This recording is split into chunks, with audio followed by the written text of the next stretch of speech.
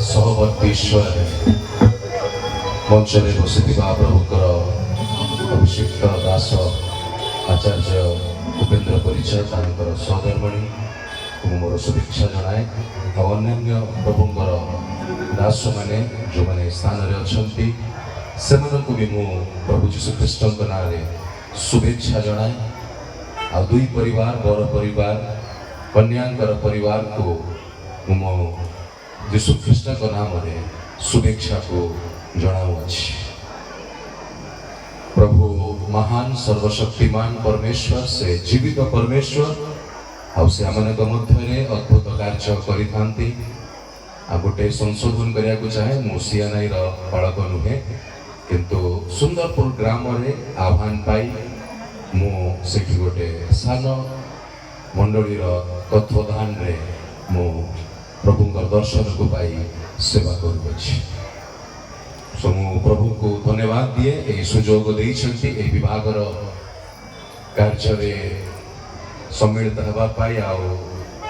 किछि कहबा पाई प्रभु आत्मा यही समय जहाँ मो अंतर दो अच्छे ताहा ही आत्मा साहाय्य आगे प्रकाश करवा आ प्रभु को धन्यवाद देवा कि दुई जन को प्रभु एक करिसेंती सुदास रीणा को आ प्रभु कर समय रे प्रभु इच्छा रे केवल दुई बर कन्या ही नुह किंतु विभाग रे दुई परिवार एक हुअन्ति आ प्रभुंकर आशीर्वाद नथिले ए सबु संभव हुए नहीं। आ ए दिन मानकरे जेतेबेले दुई जन प्रभुंक सानिध्य रे प्रभुंकर उपस्थिति रे आ बाइबल भित्तिक रही जो विवाह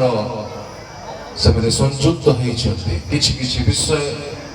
ताहा जानिबा अति आवश्यक अटे। प्रभु कर महत्व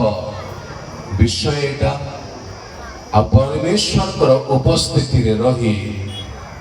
एई समय ठारू आज ठारू दुहे को आगु को बढ़िबा अति आवश्यक अटे। ए दुई को एक करिबा माध्यम हेले प्रभु जीशुख्रीष्ट। त्रिगुण रज्जु केबे सहजरे छिंडे नाही। जदि आमे जीशु को मध्य रखी एई यात्रा को आरंभ करिबा ताहाले आमे प्रभुंकर संतोषजनक कारण होई परिबा। Praise the lord. प्रभु आमनंग आशीर्वाद करतु। आज अनेक विभागर आमे देखुछु किंतु ए विभागर जेतेबेले आगु को दुई जन बढ़ंती केते दूर सफल ही पारंती विशेष करी एई पीढ़ी रे आमे देखि कारण सेई ख्रीष्टंकर प्रेम जदि आमनंक मध्य रे रहिबो नाही ताहाले आगु को बढ़िबा संभव नुहे। किंतु ए दिन मानकरे बुझिबा दरकार ये पवित्र आत्मांकर प्रेम जदि आमनंक मध्य रे कार्य करूछि ताहाले सेई प्रेम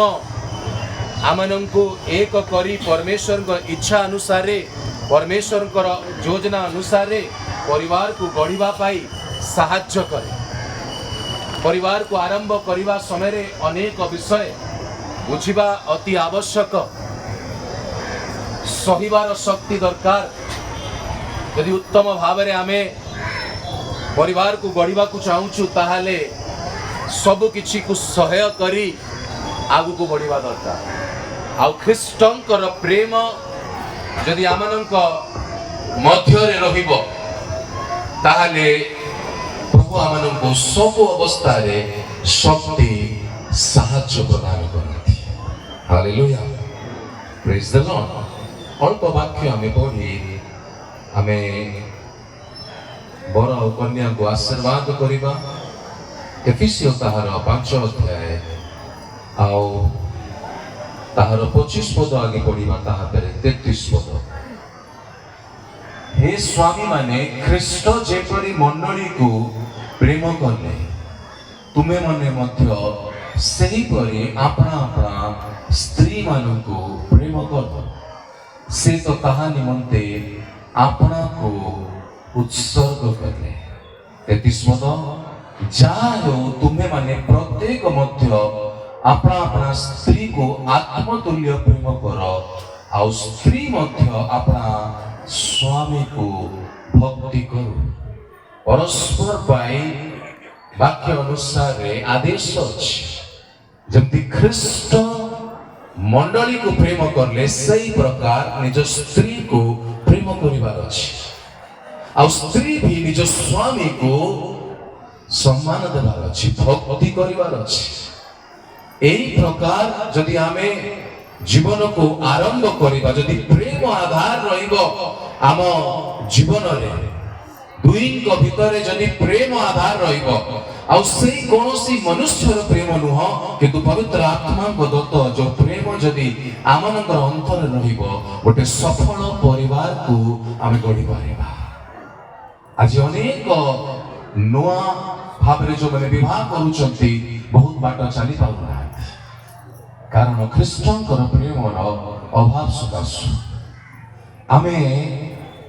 बाहिक भावरे बाहिक आकर्षण रे बेसी दूर जाई पारिबा नाही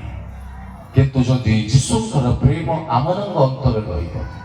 जदि दुई जण मिलित भावरे आत्मिक मन हेई आमे प्रभुଙ୍କ सहित जड़ित रहिबा ताहाले सुख हो बा दुख हो जहां क्लेश कष्ट प्रचुरता थाउ अभाव थाउ प्रभु हमनको बांधी रखंती भल थिले तो सब किछि भल रहिया सरल हेई पारे किंतु जते बेले क्लेश आसीबो कष्ट आसीबो अभाव आसीबो सेते बेले ईश्वरीय प्रेम ही दुई जन को जड़ित रखि पारे हालेलुया प्रेज द लॉर्ड एहा अति आवश्यक अटे आमे जेते जन विवाहिक जीवन रे आमे जड़ित अछु ए दिन मानकरे आवश्यक अटे ख्रीष्टकर प्रेम आमनक अंतरे रहू ताहले आमे बहुत बाट चली पारिबा कारण समय अति अल्प एई अति अल्प समय रे जेते बेले दुई जन विवाह पाई प्रस्तुत होइछन्ती आमे गोटे रहस्यमय विषय बुझिबा दरकार कि आमे जे भी हो ना खाई स्वामी हो वा स्त्री हो आमको गोटे आत्मिक विवाह पाई प्रस्तुत होबार अछि प्रेज द लॉर्ड आ सेही विवाह पाई आम बर आमको नेबा पाई आसुछन्ती जेमती गतकाली सुदास रीना को नेबा पाई ताको ग्राम को गले सही प्रकार आमर बर आमको नेबा पाई आसुछन्ती किछि समय रो रीना तांकर परिवार सुदास को सहित जड़ित होगा प्रस्तुत होते कारण वाग्दान हेतिले सेपरि आमे जते जण ई स्थान रे अछु जदि पवित्र आत्मांक द्वारा आमे वाग्दान हेछु ताहेले प्रभुंकर आगमन रो प्रभुंक सहित से आत्मिक विवाह पाई हमको प्रस्तुत रहिबा दरकार आमे जेंति चाइबे सेंति ए जगत रे रही आमे निजर दिनचर्या को व्यतीत करि पारिबा नाही जो दिन वाग्दान हेले रीना से दिन ठारू से तांकर आचरण तांकर उठिबा बसिबा बाहर जीवा आसीबा नियंत्रित हेबा आरंभ हेला कारण से जनकर हेबा पाई प्रतिश्रुति तांको दिया जाई अछि और से दिने तांको सहित संयुक्त हेबा को जाउछथि सेही प्रकार आमे आउ निजर नु जदि पवित्र आत्मा द्वारा मुद्रांकित हेई आमे वाग्दान हेछु ताले आमे सेही दिन पाई प्रस्तुत रहिबा दरकार से आत्मिक विवाह पाई जोथि प्रभुଙ୍କ सहित सर्वदा आमे जड़ित हेबा प्रेज द लॉर्ड एई विवाहिक दंपति पाई आमे नित्य नित्य प्रार्थना करिबा दरकार आ आज आमे समनको पाई ब्लेसिंग्स को रिलीज करूछु प्रार्थना करूछु कि स्वर्गर साहाय्य एई दिन ठारू दुहेंक सहित रहो आ प्रभु एमनको जोड़ी रखते। परस्पर को भी प्रेम करबा पाई से यीशु का प्रेम जदि आम अंतर रे कार्य करूछि ताहाले आमे जीवित अवस्था जाए ताहाको प्रेम करि पारिबा। हालेलुया। मु ए दिन मानकर शिखुछि पवित्र आत्मा का प्रेम जदि अंतर रहिबा आमे वास्तविक भाव रे ईश्वरीय प्रेम रिलेशनशिप रे जे के बिना हो स्वामी स्त्री को हो स्त्री स्वामी को हो प्रेम करि पारंती। हालेलुया। आम जीवन रे सही आत्मा कर प्रेम रहो जो द्वारा आमे परमेश्वर को संतुष्ट कारण हे पारू। प्रभु आम समस्त को आशीर्वाद करंतु विशेष कर दुई परिवार को जोड़ी चंती आउ ए दुई पुओ झियो को जोड़ी चंती आउ ए दिन ठारू प्रभु एमान को नियंत्रण करंतु आउ परमेश्वर को योजना प्रभु तुमको जणैबे जेते बेले प्रभुଙ୍କର दास कहउथिले एक मन होबार अछि। एक मन होई जेते आमे प्रार्थना करिबा आरंभ करिबा प्रभुଙ୍କର इच्छा आम पाई कौन अच्छी प्रभु ता प्रकाश करिबा आरंभ करिबे आउ आमे से अनुसार चलिबा आरंभ करिबा। प्रभु हम समस्त को आशीर्वाद करू।